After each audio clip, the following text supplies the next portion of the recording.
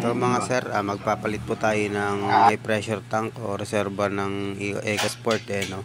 Kasi ang concern ni client dito, nagbabawas ng coolant. Ayan dito. Iangat nyo lang yan, nakalak lang naman yan dalawa, kabilaan. Tapos gamit lang tayo ng plies para matanggal natin tong clamp. Ayan. Tapos labas lang natin yan hanggang sa may plastic. Ayan, kung mapapansin nyo dito mga sir, may crack na yung ano natin no, yung high pressure tank, kaya dyan siya nagli-leak. Yan yung may hose na yan, dyan tumatagas yung coolant. Ayan, titignan niya na basag yung kanyang kinakapitan ng hose no. So, ayan, kaya natin to pinalitan.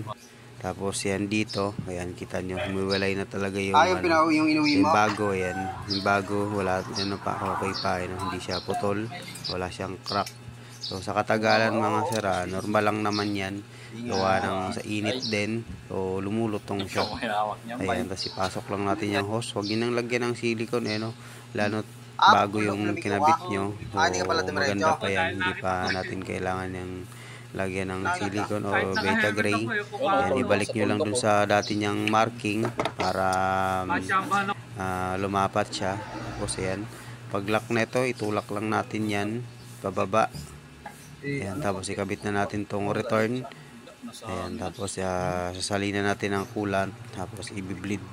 Ayan, para maubos yung hangin at di mag-overheat. Ayan, may saktong level lang naman yan dyan.